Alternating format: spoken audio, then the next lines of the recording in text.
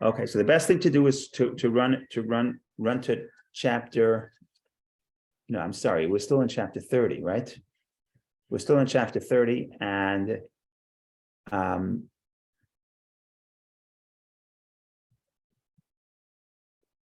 we're still in chapter 30, verse 25, page 157 in the art scroll. I'm going to share the screen, and then we'll try to get by this. We have a lot to do, as we mentioned. So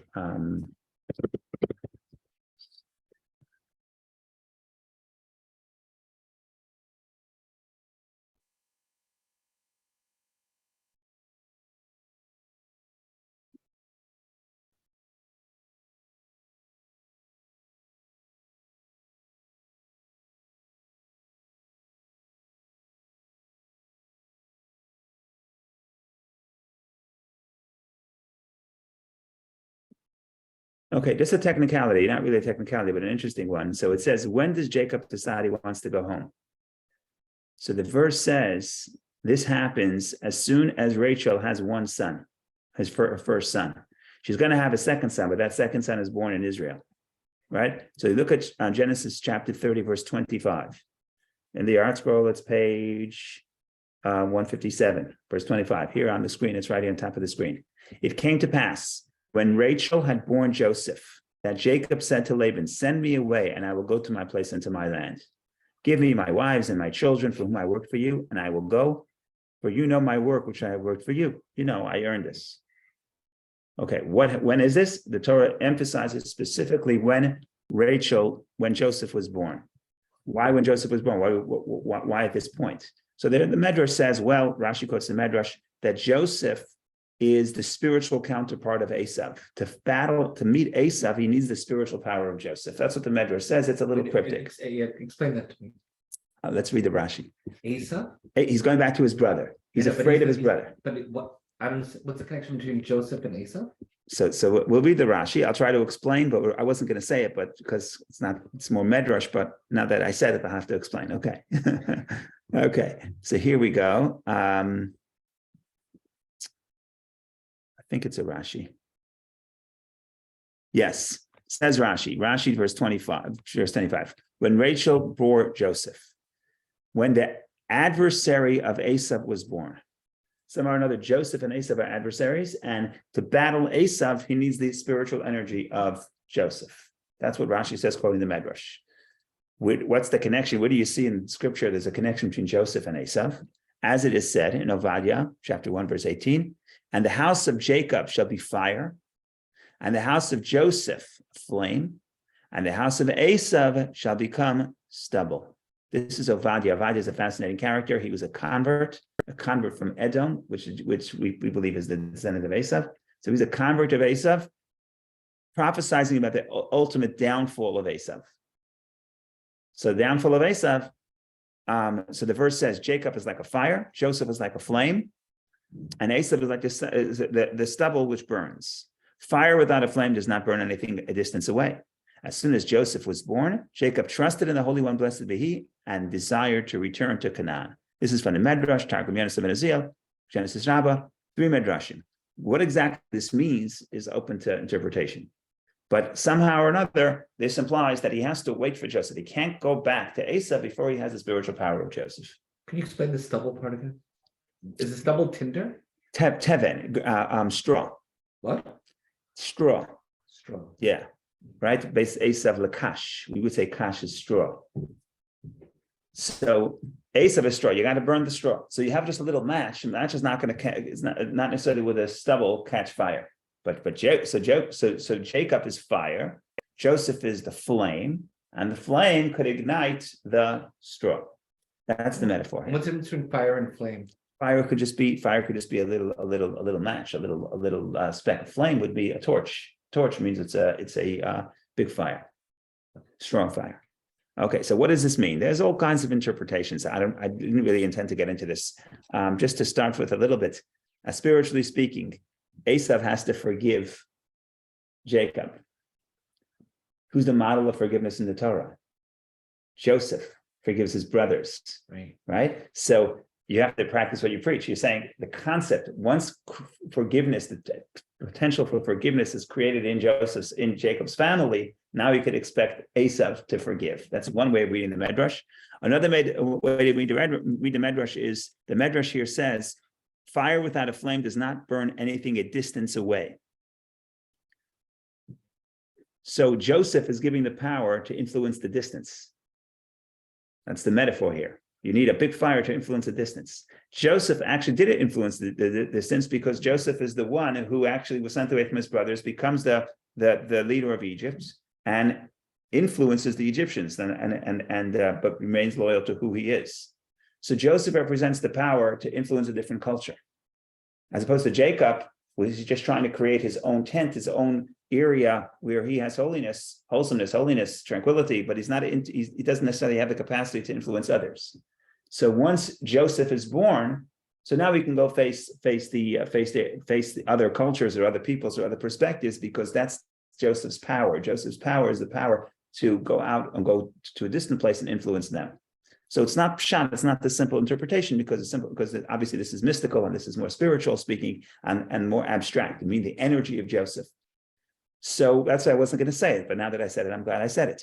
What's the simple pshat? So many people say, what's going to happen if Rachel is still barren and he wants to go? So what does Laban say? Laban say, okay, Rachel should stay here because she doesn't have any children. So we have to marry her off to somebody else. Maybe she'll have children with somebody else. So that's why he waits. He's waiting, and that's why he's waiting so long. It wasn't really that long. It was after 7 years. He had to wait 7 years to pay, quote unquote, for Rachel. But the point here is, the Torah emphasizes it was after Joseph was born. Now, after Joseph is born, now there's no claim to keep Rachel back. So that's taking care of that detail. So now we get to the discussion that we had last week, which is that Jacob says, this is my wife. Jacob says, these are my wife, my children. I worked for you for these children. Let me take them and I'm out of here. And basically, Laban says no. Laban says, if only I have now found favor in your eyes, I have divined, and the Lord has blessed me for your sake. Meaning, I now guess, nichashti, I guessed, I have divined. I think my blessing came on your behalf. So he says, specify your wages for me and I will give them. Now, the simple interpretation is, he says, I want you to stay longer. I'll pay you. Tell me what you want. And Jacob agrees. The problem with that interpretation is, didn't we just say he was so anxious to go home? So anxious to go home, so he's staying for a few dollars maybe for his wife, and for his two wives, he has to stay because his mother told him to get married. You have to get married. That's important. But he wants to go back and he's being bribed with a few sheep. It's a little bit funny. So that's what we said last week. Last week we said that what Laban was said, you never worked for the daughters. For the daughters, I gave it to you for free. I never actually specifically told you that you have to work 7 years for each of my daughters. That was only your mistake in your mind. We discussed that. And therefore, he says, the daughters are mine. You're welcome to stay here with the daughters, but you can't take them and go. Oh, now you want payment for the last 14 years? Tell me what you want payment and I'll pay you. So he still does not have the permission to leave. And Jacob is not strong enough to run away from his father-in-law at that point. So instead, Jacob says, you know what? Forget about paying for the past. Pay me for the future. And basically, he's kicking the confrontation down the line.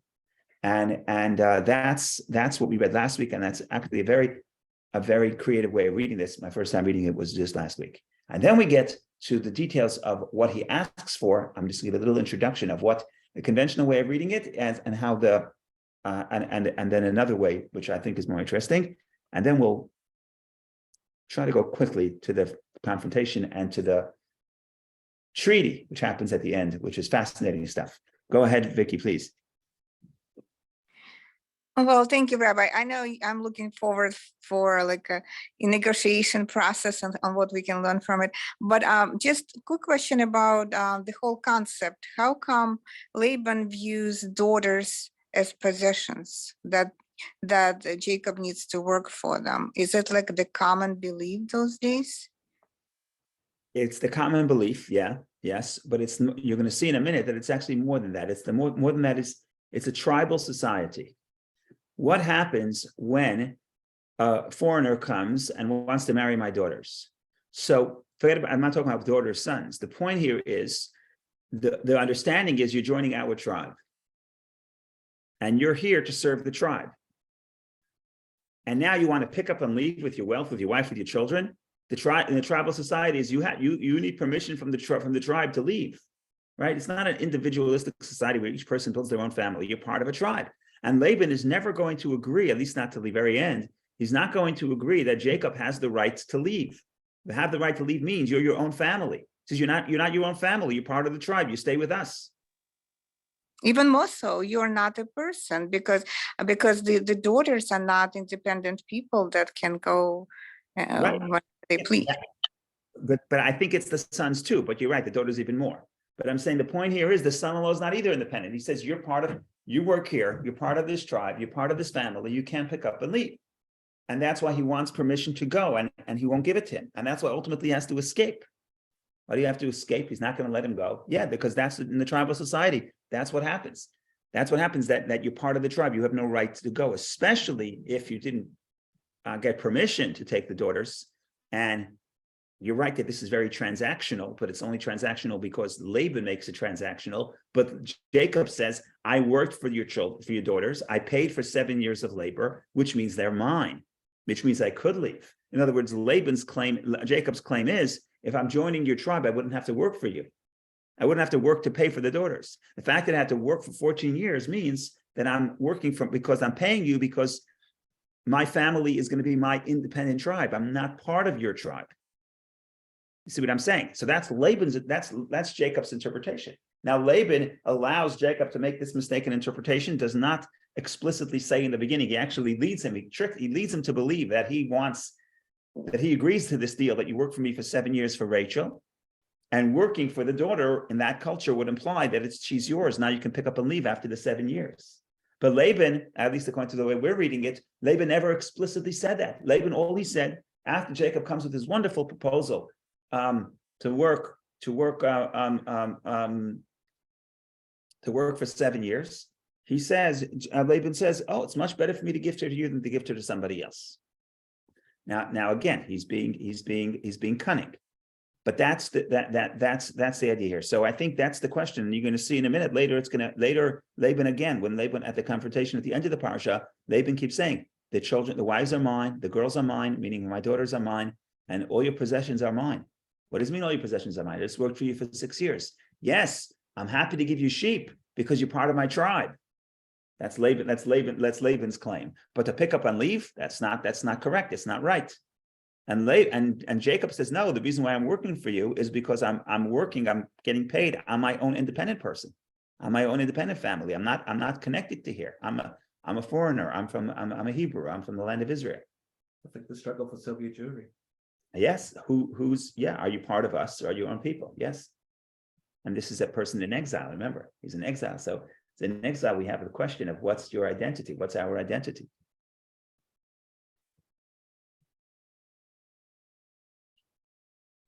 So, Rabbi, would it be correct to just comment a little further that this is the sort of emergence of rights based on individuals, like individual rights versus, rights of a collective or tribal, because they didn't exist before. That's why to a modern, it's just weird. What do you mean, people are, possessions of a tribe? But this is right. Would that be accurate? I think so. And I think that it was the tribal, it's not just, I say tribal, it sounds primitive, but if you talk about even in relatively later periods that we consider the father, more advanced. So for example, in Roman law, the father owns the family. If the father owns the family, that's the way it is, the patriarch. You don't have individual rights of the individual person.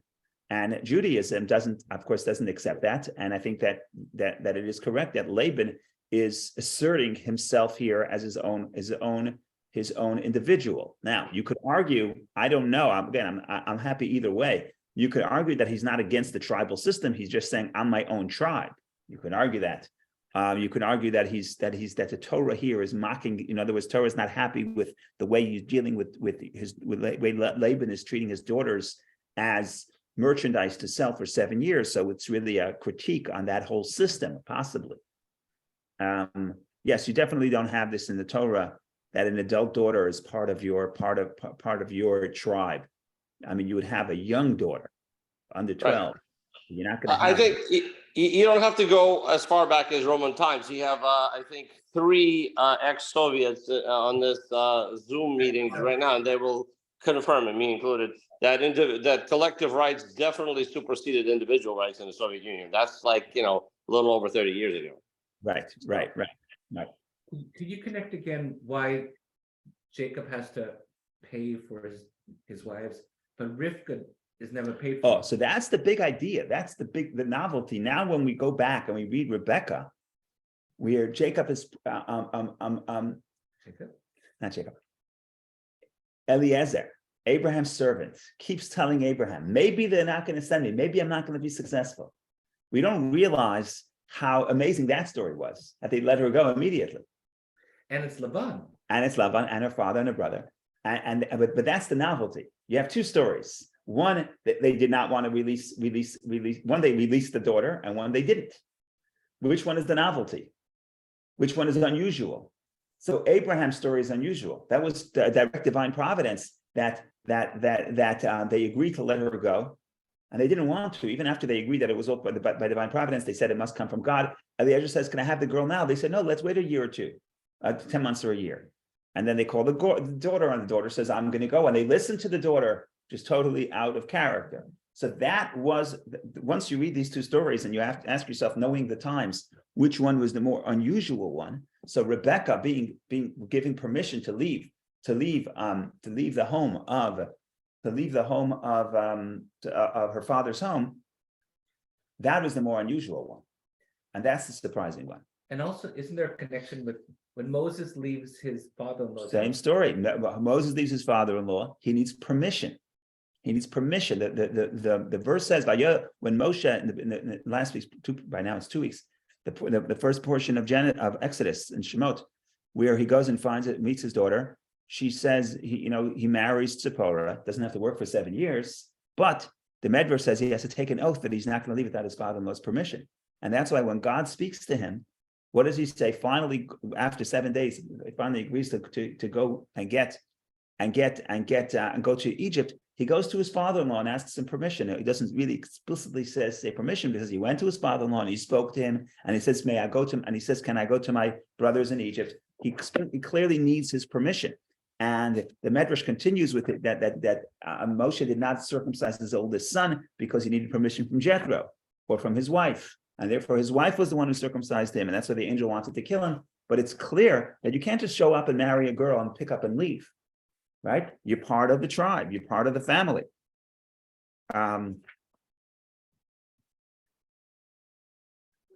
Look at those stories, those are good stories.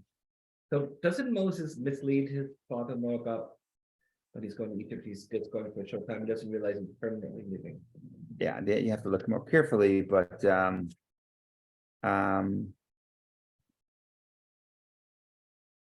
just trying to see where we're here. I'm just going to read a few verses in Exodus chapter 4, on page 311 in the Art Scroll if you want. So Moses went and returned to Jether, his father-in-law, and said to him, "Let me now go back to my brethren who are in Egypt and see if they are still alive." And Jethro said to Moses, "Go to peace." Now, first of all, now, Nelch Elchana, now is El-Ka'an. This is a big discussion. What does na mean? Onkelos usually says now.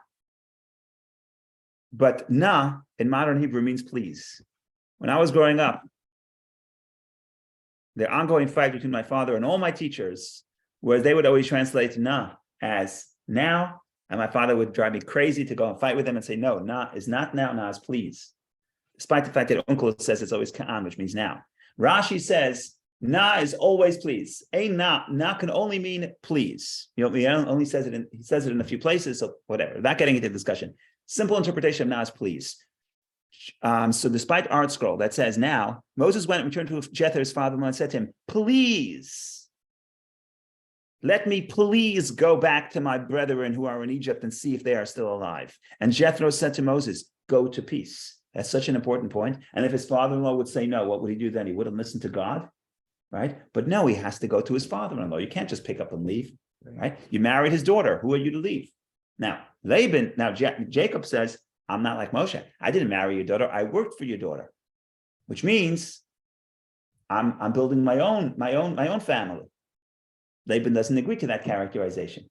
So all through the conversation till the end of this chapter of this parsha, it's going to be, whose daughters are these? Whose family are these? Whose tribe are these people? Or even you? Are you your own person? Or are you part of me and I get to control you? That was all last week. Now we have to start with something new for this week. Otherwise, you're going to say, what? I already came last week. Why do I have to come again? All teachers like to review. So that's it. Yeah? Okay. Why? They're just trying to buy time, or? Because the students forget from this. I'm sorry? Students forget. Students from- forget. I I like teach to, once a week. I have to review. I like to review because otherwise I forget.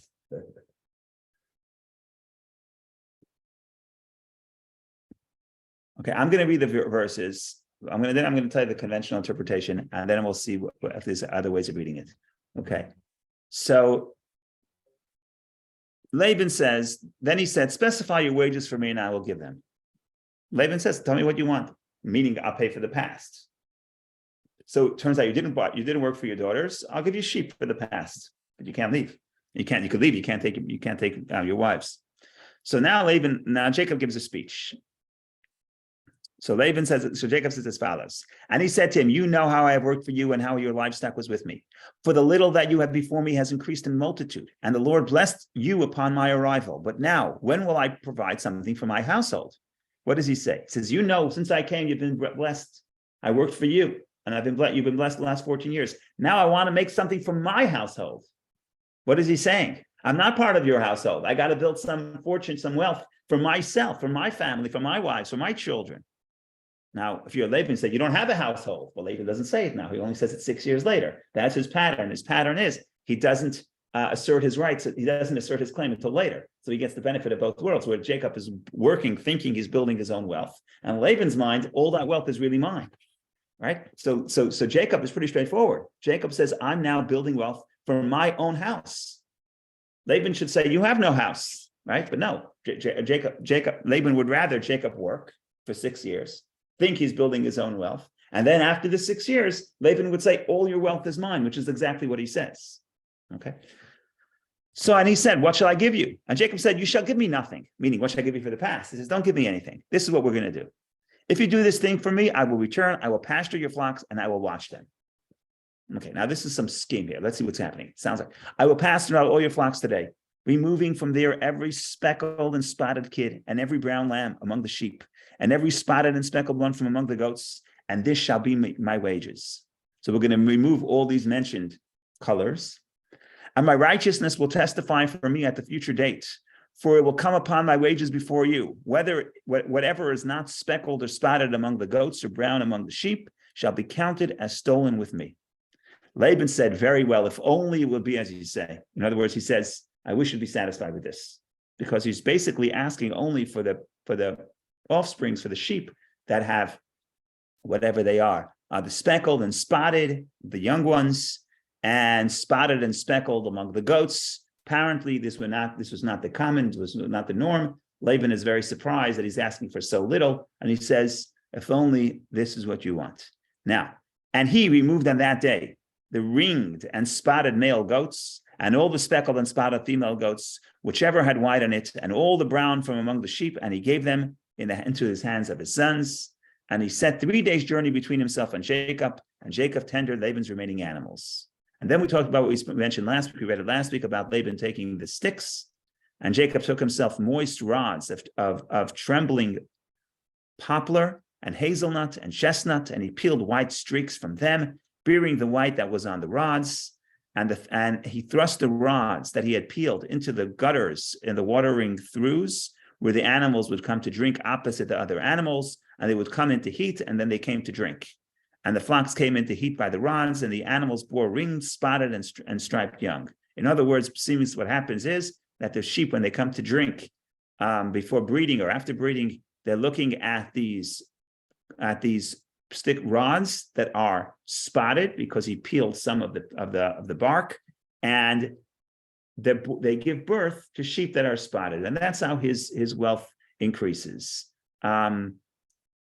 Right, look, go down to 43, and the man became exceedingly wealthy, and he had prolific animals and maidservants and manservants and camels and donkeys. Where does he get all that from? Rashi says, well, he sells the sheep and he buys also camels and donkeys and maidservants and manservants. That's okay. That's the end of chapter 30. Now, like I said last week, some people read this and say Jacob is less than honest, because what's this scheme with putting the sticks and making the colors out at it? And if it's natural, if it's not natural, but what's the point here? What this seems to be less than honest. That's what we mentioned last week. Vicky, are you raising your hand, or is this from? Well, yeah, I did have a question. This is a very interesting story, and it looks like it requires Hashem's intervention to break this tribal mentality. Yes, that could be part of the struggle. That's a very long parsha. Like if you ask me, Parshas Vayetze, I would cut out the second half. It's like, okay, let's move on. What do I sheep, not sheep? Going making a deal. You're going to see how long this confrontation is. It just doesn't end. It's like, what's the big deal? It doesn't really advance the plot. The plot is really Jacob married. He has all wives and sons. He's going back to meet his brother. This sort of closing tying up the loose ends with Laban doesn't seem like it advances the plot. But according to what I'm hearing now, this is a very big deal. This is shifting the mentality of the culture, shifting the mentality perhaps of Jacob himself. He has to assert himself as an individual or as his own family. He's not an Ish Tam in the story. You're saying he's not an Ishtam. He's not a gullible person in the story. No. So that's the transformation. That's a transformation, correct? Maybe he becomes more like Esav. Maybe that's what happens when you take Esav's blessings, you become more like Esav. Or maybe it becomes more like Lavan. Maybe becomes more like Lavan. Okay, yeah, becomes more cunning. Yeah. So there's certainly a transformation. And in one way or the other, he's learning, and we need to learn from him. Right. Okay. So this genetic engineering. So before we get to genetic engineering, let's see what is so it's genetic engineering. So today people come up with they think they want to talk about genetics. The way it was understood simply is he wants a divine miracle. To do the divine miracle, you want Hashem to do a miracle, but you have to do everything you can naturally. So to make a vessel for the miracle. So you could say this was natural. You could say it was unnatural. So if it's unnatural, it's just a miracle. So why are you wasting your time with the sticks? He wants to do something which seems a little bit more natural because we don't want to rely on the miracle. So in other words, you do your part and God will do his part. That's the way most people understand this. Today, there are people looking at genetics and thinking, well, maybe it was natural, but I don't have to even say that. You could just say traditionally it was always understood that it was a miracle, but you have to do something in nature, make a vessel for the miracle. But let's go before that. What was the deal? The way we read it, and that's the way I read it, and that's the way I always understood it. Jacob says, we're going to do something unbelievable. We're going to take away all the spotted, I can't remember the spotted and what types of animals, but we'll take all the above mentioned animals, separate them, give them to your sons, get them out of the flock, and any of them that will be born in the remaining flock are mine. And that now you understand why Laban says, I wish that you'll be satisfied with that, because it's unlikely that the remaining flock will have offsprings from in the colors that aren't in the flock, because we removed the spotted animals and we sent them away and we departed them. And Laban makes a deal that Jacob offers a deal that Laban cannot refuse. And then he starts messing around with the genetics. He starts messing around with the makla, with the sticks. That's the conventional way of reading this. Now, conventional way of reading this. So why is Laban? Why is Jacob playing around with the sticks? It seems dishonest. So they say, look at the end of the story. At the end of the story, it says that Jacob tells Laban, you changed my wages 10 times, meaning that he would always change every season. He would say, okay, this season you're going to get just the spotted ones, and the next season just the striped ones. And we would keep changing the deal, and therefore Jacob is justified to put his sticks. That's the conventional way of reading it. But the problem with that reading is that doesn't seem critical to the story, the changing of the changing of the deal, because the Torah should have written it here. Instead, the Torah only says it, puts it in Jacob's words to Laban. So here's a very interesting interpretation that I read from the Malbim. And I found it fascinating, and it's very interesting. What happens here is Laban cheats Jacob immediately on the spot.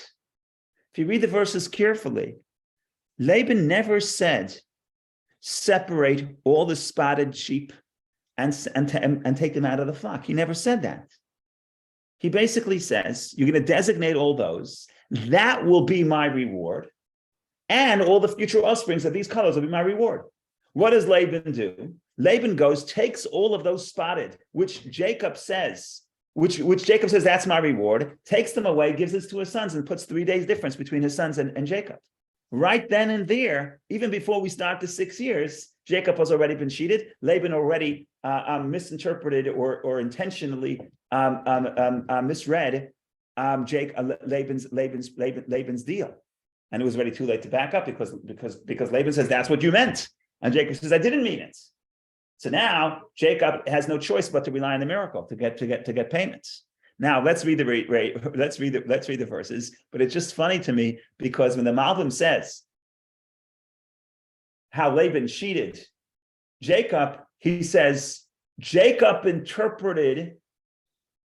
Laban interpreted Jacob's words the way all the commentaries interpreted Jacob's words. In other words, the reason why we think that we're biased, we think that Jacob meant that because that's what Laban did.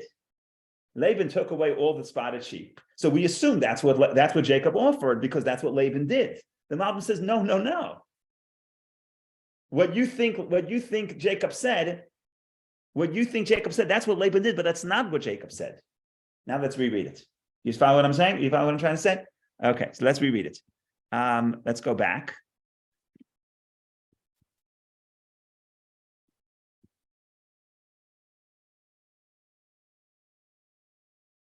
Verse 32. So he says, if you do this, I'm going to work for you. Verse 32. I will pass throughout all your flocks today. Who's I? Jacob. When Jacob says, I will pass, not take those sheep and send it to your sons. I will do this. It's mine, right? Removing from there every speckled and spotted kid and every brown lamb among the sheep and every spotted and speckled one from among the goats. And this shall be my wages. Now, what Laban does and what all the commentaries think that's what Jacob meant, but Jacob did not mean this according to the Malbim. The future children born with spots will be mine. That's not what it says here. Here it says, these will be mine and the future ones. Okay? And that's what he says. And my righteousness will testify for me in a future date, for it will come upon my wages before you. Whatever is not speckled or spotted among the goats or brown among the sheep shall be counted as stolen with me. But in other words, what Jacob is saying is, I'm going to go around your flock. I'm going to take all the spotted ones and the other things he mentions. That will be my reward. What does Laban do? He takes all of those, sends it to his sons, separates it 3 days away, and he says, if any of them that will be born in the future are spotted, without any parents that are spotted, that will be your reward. He was cheated right then and there. That's what the big scam was right there, not as the children are being born. It happened immediately. That's what the Malbim says. I like the Malbim because he defends my great-grandfather and your great-grandfather. So He was your great-grandfather? no, he defends my great-grandfather. Jacob. Oh, right. He's also your great-grandfather. So I like him. So I'm a little bit biased, I have to say. But it's just funny that what the Malbim puts it, he says, the way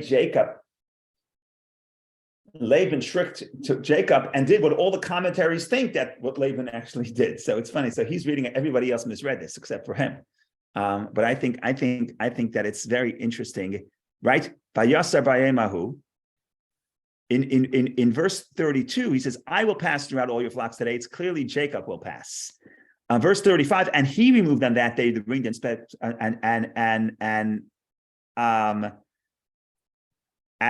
and he removed on that day in verse 35 is clearly Laban. How do I know? Because look at the end of verse 35. And he gave them into the hands of his sons. And he set 3 days' journey between himself and Jacob tended Laban's remaining animals. Right there, the big scam is right there. It's not later in the details that he kept changing the wages. That's the petty. And that's why, according to the Malbim, the Torah doesn't have to tell us that he was cheated now because every time the animals were born, he would change the deal, spotted or striped.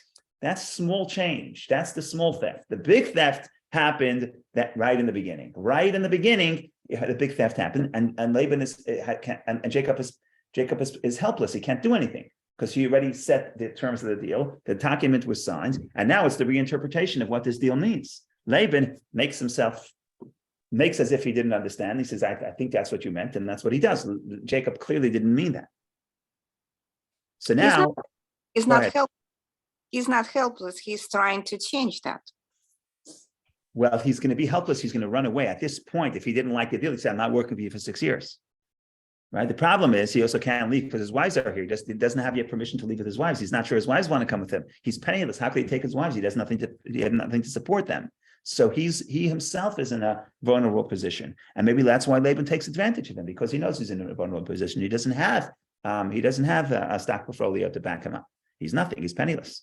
So it's very easy to take advantage of him. That's probably Jacob learned so fast to do all those tricks because he was in that position, but he wasn't helpless. He wasn't helpless. He was helpless to oppose Laban. When Laban, according to the Malbim, Jacob should have said, what are you talking about? Why are you taking all the spotted goats? I said, that's mine. Why are you giving it to your children and putting it 3 days, a distance of 3 days travel? He could have spoken up and said, you're wrong. Maybe he did. Maybe he didn't. He couldn't change that. Laban had the power on this dynamic. But then Jacob came up with the counter plan. But again, let's assume the counter plan was miraculous. In other words, it's naturally looking at the sticks will not necessarily change the color of the offsprings. Maybe it will, maybe it won't. I'm not an expert in this. I'm not taking a side either way. But what I am saying is that, at least the conventional way, he's relying on Hashem. And that's what he says at the end of the story. He says, God helped me. You didn't help me. This wealth is not, you gave it to me. God gave it to me. Because based on your scheme, I should have nothing. Right. And that is why you need a Jewish contract lawyer before you sign anything. Absolutely. And the point is that before the lawyer, you also have to figure out who's the judge, right? You can be right, but it's the arbitrator. If the arbitrator has the power, you got to think about the power dynamic, right? I could be right, but if you're more powerful, then what's going to happen here? So Jacob, but you have to be the Malbim to read this contract. I'm very impressed by the Malbim because all the commentaries do not read like the Malbim. All the commentaries say that this was Jacob's proposition. Jacob's proposition was, you take all the spotted sheep, take them away, and God will help me. But the Malbim says, what are you talking about? Just because all the commentaries say it, that's not what it says. And according to the Malbim, he's actually reading this contract, reading Jacob's true intention. And he says the big scam is not that every year when the children were born, he would switch around the details of the deal. A big scam is the big scam. This is a small scam, but the big scam is right there. You took away the spotted sheep.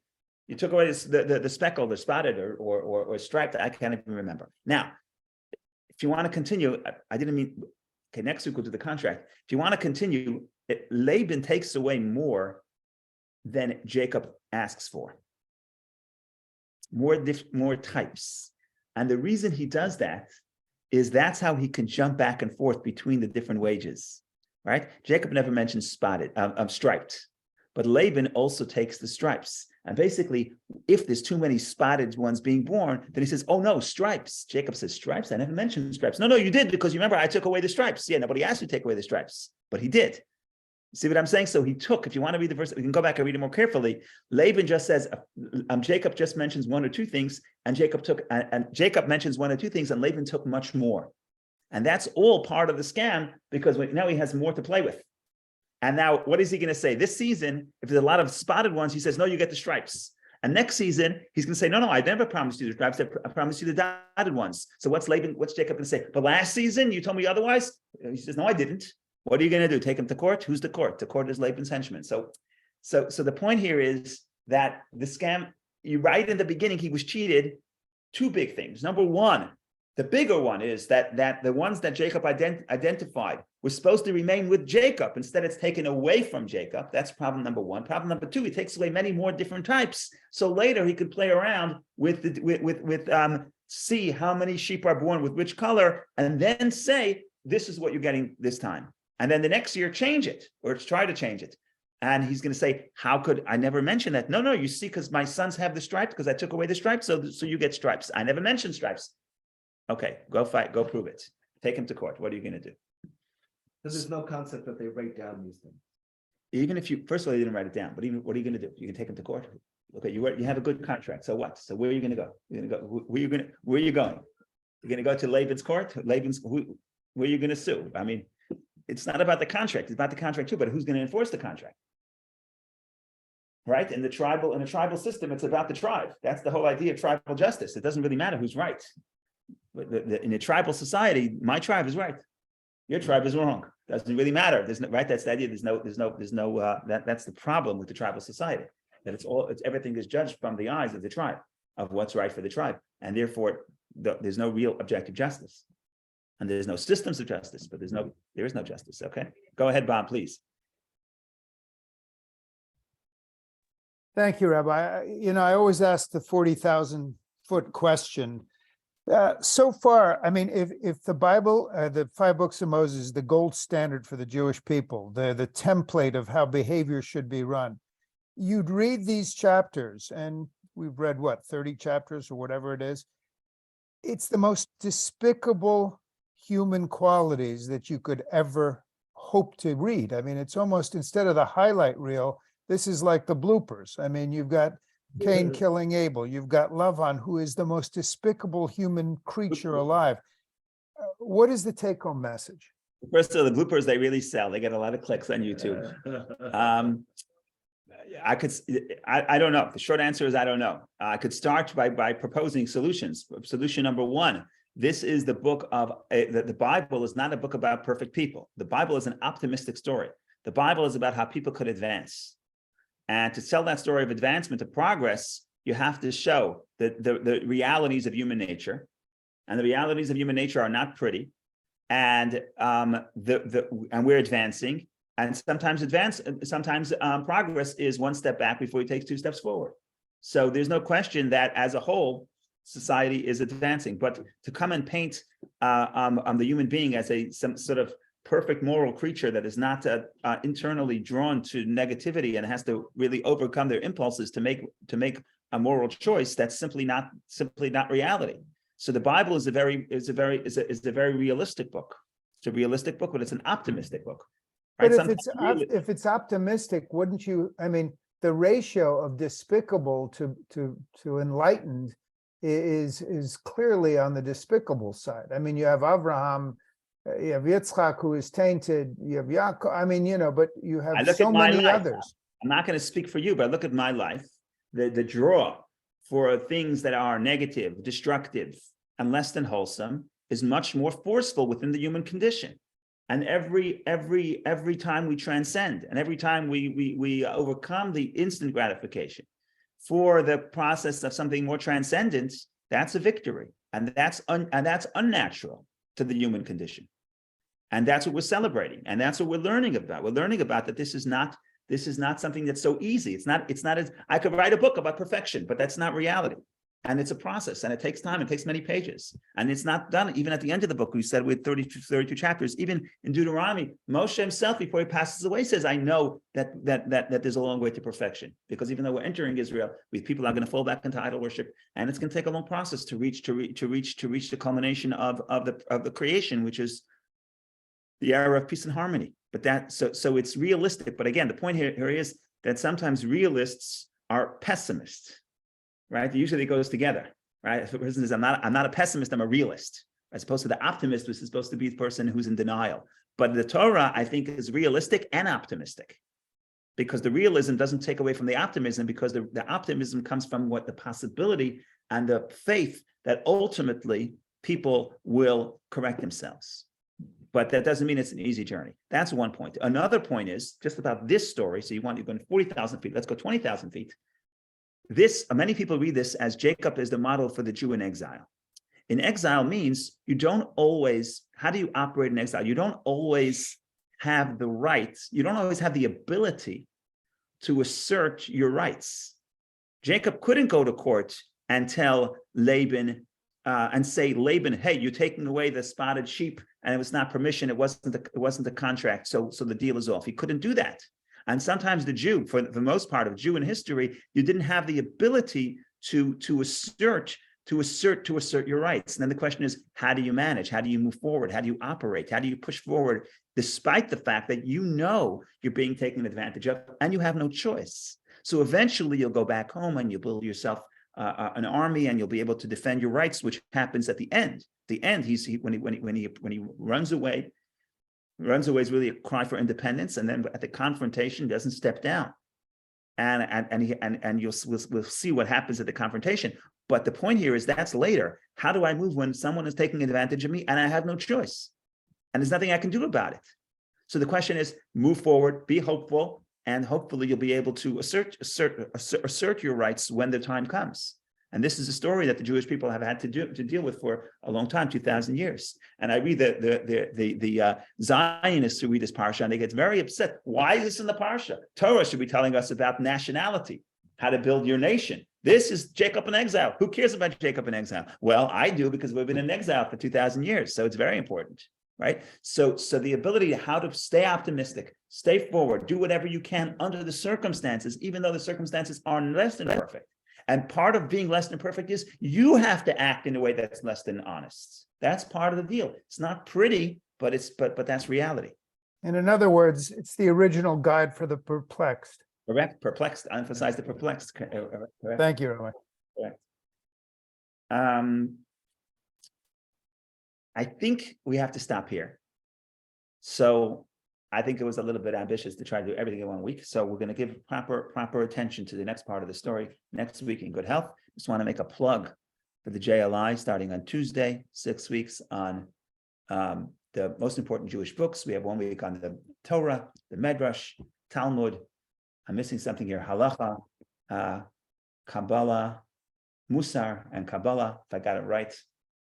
If come on the 6th week and tell me I may be wrong. But in any case, you can check us out, and we'd love for anyone who wants to join. In any case, everyone should have a wonderful day, a wonderful week, and come back next week for the showdown between Laban and Jacob.